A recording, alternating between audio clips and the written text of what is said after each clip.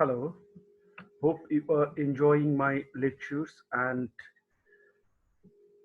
today I will be spraying some light on the accelerator theory of investment. In this lecture, I am not only spray some light on the accelerator theory of investment, but also on the flexible accelerator theory of investment.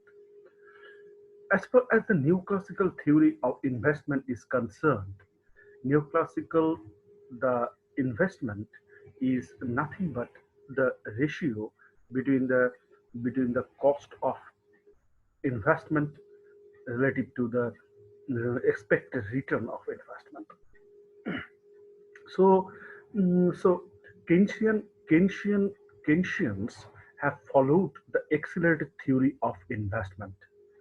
Accelerated theory of investment is a relationship between the capital stock and flow of output, disregarding the factor cost. Disregarding the factor cost. So, so in this theory, the accelerated theory of investment can be explained, can be determined by the neoclassical understanding. What is the neoclassical understanding? The capital lever ratio is determined by the cost of capital relative to the cost of labor. Okay, here the returns constant returns to scale is applicable to the aggregate production function.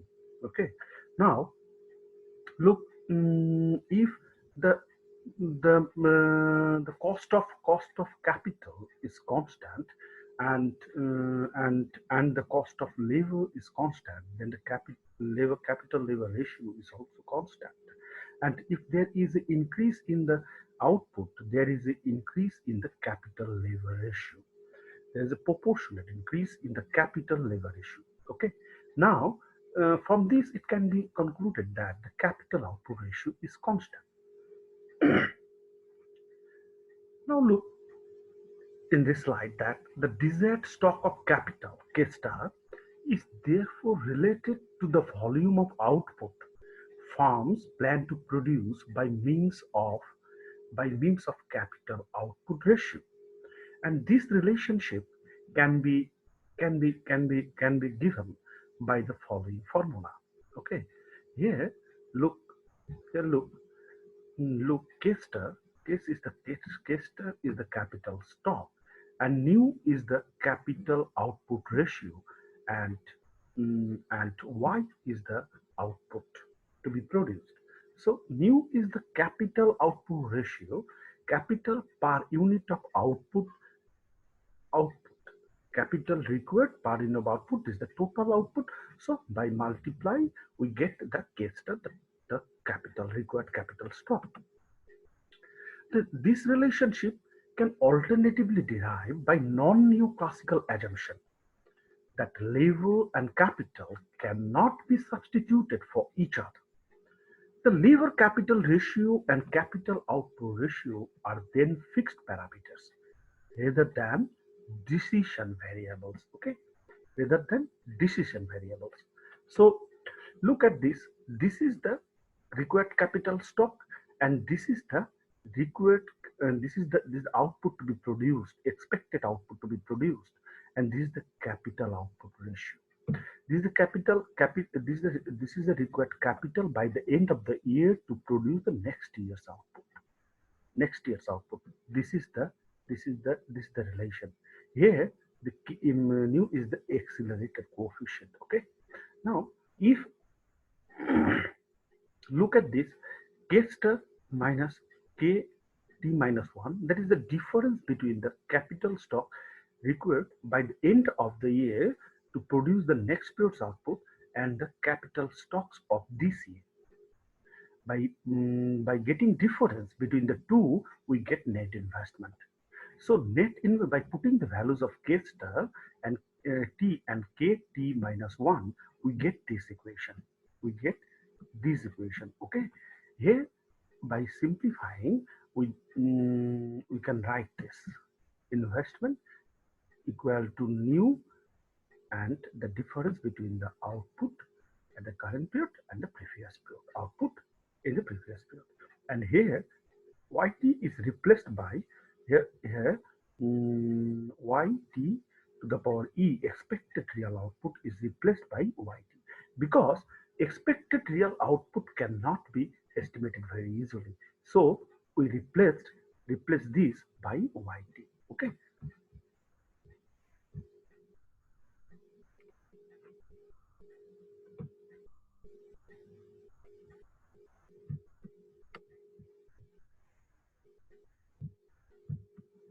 Now look, this is the this is another equation.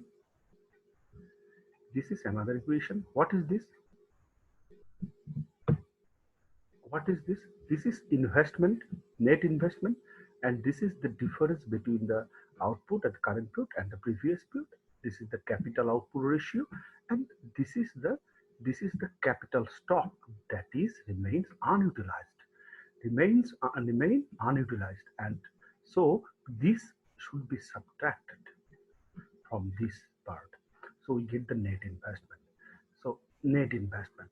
Now, if we calculate the net in the accelerator coefficient or the capital output ratio in this general equation, then it values very low comparative to the comparative to the to the gross investment, to the gross investment.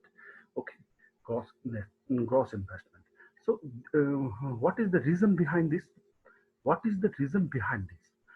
Because here the output, if you see in our previous slide, then you can find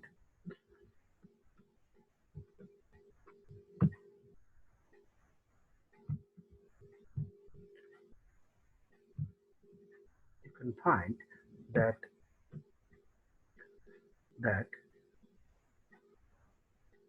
k k star, you can find that k star k, k star is equal to capital output ratio multiplied by expected output.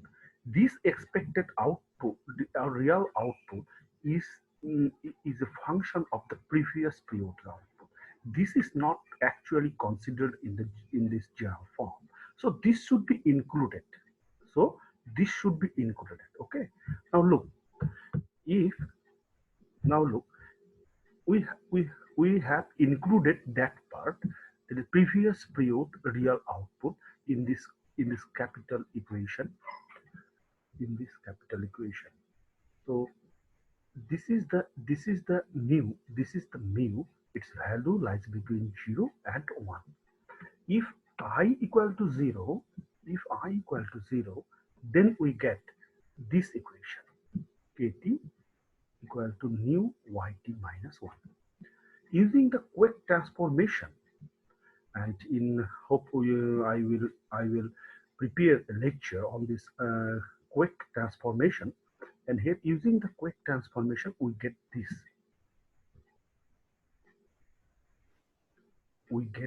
okay, and and now subtracting 1 minus mu kt minus 1 from both sides of this equation, we get this. Okay. Now it is known to us that general investment, the gross investment, is a sum between the net investment and replacement investment. Okay, and net and replacement investment. If we substitute this the value of net investment from this, we get this equation, the gross investment. Okay. Now gross investment is this, after rearranging, and we get this. So gross investment has two parts. One is has two parts. One depends on a real output. Real output whose coefficient is nu 1 minus mu, and and and another is the existing capital stock. Existing capital. It is the gross investment is negatively related with the existing capital stock. this is the existing capital stock, and this is the value of 1 minus mu minus delta is actually lies between 0 and 1. So what we conclude from here? We conclude from here that we have the hypothesis that investment is related positively to the level of current output and negatively to the existing capital stock. The flexible accelerator coefficient here it should be remembered that this is the flexible coefficient accelerator coefficient. This is the flexible accelerator coefficient, okay, and is and this is the flexible coefficient accelerator coefficient is lower than the average capital output ratio. It is lower than the average capital output ratio because it is the average capital output ratio is multiplied by the by by 1 minus mu by 1 minus mu. So so we have the flexible accelerator coefficient that is lower than the average capital output ratio. So hope you have a clear idea over the accelerator theory of investment and what is the neoclassical concept regarding the investment and what is the non neoclassical concept and what is the flexible accelerator theory and what is the flexible accelerator. So I hope you have enjoyed this lecture and I also thanks for watching this video. Thank you very much.